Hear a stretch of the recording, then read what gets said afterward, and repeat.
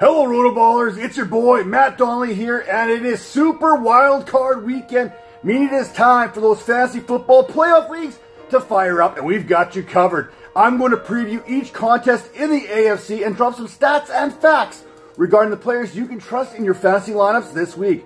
Let's start with the Pittsburgh Steelers heading to Buffalo to take on the Bills Sunday, 1 p.m. Eastern. The Bills, they are currently 7.5 point favorites.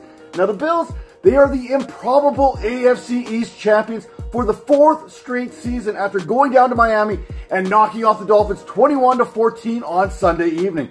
Now I say improbable because it wasn't that long ago that the Bills, they were on the outside looking in when it comes to this playoff picture. They were sitting at 6-6 before finishing the season with 5 big-time victories there to lock up that number 2 seed. Josh Allen, he's going to need to protect the ball better than he has this season. He's turned it over 22 times, 3 more times on Sunday, but you got the full Josh Allen experience as he also threw for 359 yards and added 67 more yards on the ground. As the line suggests, Allen and the Bills should have their way with the Steelers, especially considering that TJ Watt is dealing with a grade 2 MCL sprain and is likely unable to play this week. The loss of TJ Watt, that opens the door for basically every single Buffalo Bill, especially Stephon Diggs, who finally got back on track with a 7-catch, 87-yard performance to conclude the regular season.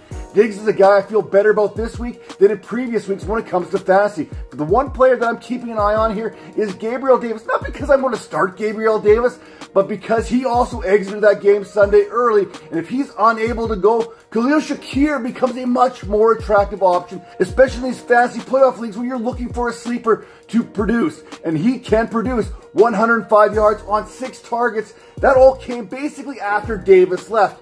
As for the Steelers wide receivers, the Bills are allowing the 8th fewest fantasy points to the position over the last 4 weeks, so I have my doubts that Mason Rudolph is going to succeed where Tua Tagovailoa failed last week. But Najee Harris, he has a chance to be productive as that same Bills defense over that same period of time is allowing 21 fantasy points per game to the running back position. That is 0.59 fewer than the Steelers defense has allowed. Now since week number 15, according to PFF, Harris is the highest rated Pittsburgh Steeler in this offense, averaging 20.8 fantasy points over his last 3 contests, and I'm expecting that trend to continue here this week.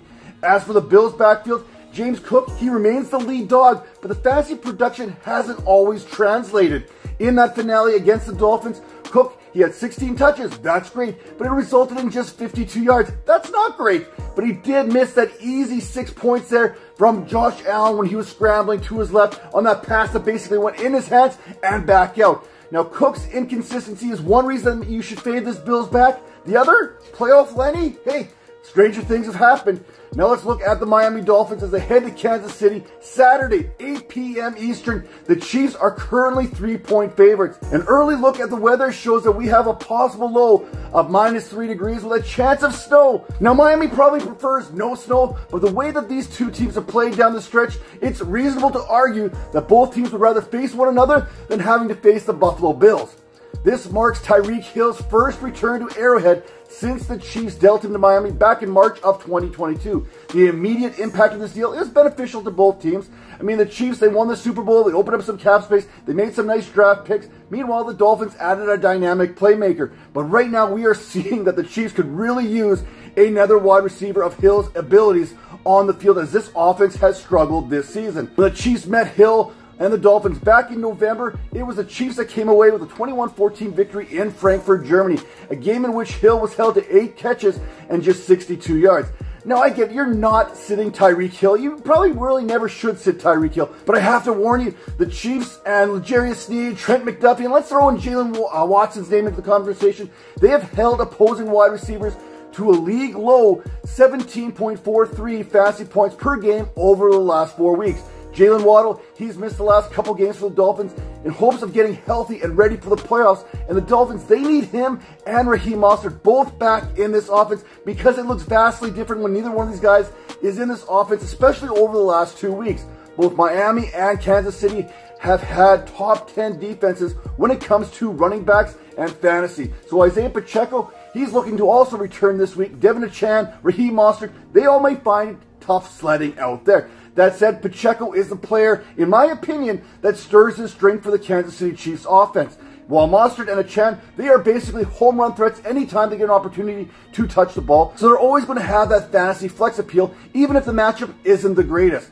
For Patrick Mahomes, he finished outside the top 12 this season amongst quarterbacks on a point-per-game basis, but he still averaged 18.4 fantasy points per game. He still threw 27 touchdowns, and he still had over 4,100 passing yards. While Miami has been good defensively since the return of Jalen Ramsey, they did just allow over 420 total yards of offense to Josh Allen a week ago. While I did mention that Pacheco is a player who gets this offense going, perhaps Rashee Rice is the player the Chiefs need to succeed. It wouldn't shock anybody to see Jalen Ramsey versus Travis Kelce out there in an all-pro battle. And when we see that happening, Kansas City is going to need to find some other way to win out there. And Rice, he has been winning and winning consistently. From weeks 12 through 17, only CeeDee Lamb, Deebo Samuel, Nico Collins, and Amon-Ra St. Brown have averaged more than the 18.5 fantasy points per game than Rice has. The final AFC wildcard battle comes down to the Cleveland Browns heading to Houston to take on the Texans, 4:30 p.m. Eastern on Saturday. The Browns are slight favorites in this contest at 1.5, but the current over-under has been set at 43.5 and is one of the lowest totals heading into wildcard weekend. My gut is to smash the over here. I get why it's low. The Browns have a great defense, but there is so much firepower on both sides of the ball that this game is not going to be the lowest scoring game on the docket this weekend. Joe Flacco, since week number 13, has led the NFL in passing attempts, passing yards, and passing touchdowns, and Flacco is coming off of 4 consecutive 300-yard performances, something no other Browns quarterback has done in franchise history. And guess what? There's been a lot of quarterbacks in Cleveland. Flacco's 4 300-yard performances are the same amount of 300-yard performances that we've seen this season from Patrick Mahomes, Josh Allen, Dak Prescott, and Jalen Hurts. And guess what? Flacco's only played in 5 games. Flacco, he has found the ability to unlock both Amari Cooper and David Njoku in fantasy. Before Flacco, Cooper was the wide receiver 30 in fantasy, while David Njoku was the tight end 10. Since Flacco, Cooper has become the wide receiver 3 on a points per game basis in PPR formats, while David Njoku, over that same period of time, has been the second highest scoring tight end. Even Elijah Moore has a pair of double-digit fantasy weeks thrown in there. Ohio fans, I get your dilemma this week. Joe Flacco and the Browns are taking on a former Ohio State Buckeye in C.J. Stroud. Now, the choice is obvious. You're going to be cheering for your Cleveland Browns and Joe Flacco, but there's got to be some kind of mixed emotions heading into this one. As for Stroud, the rookie has been balling all season. He sits 8th in passing yards with 4,108 while playing in just 15 games. While Flacco has thrown for 323 yards per game this season, only Kirk Cousins and Flacco have thrown for more yards per game than the 273.9 per that Stroud has produced, and he's doing this on 8.2 yards per attempt.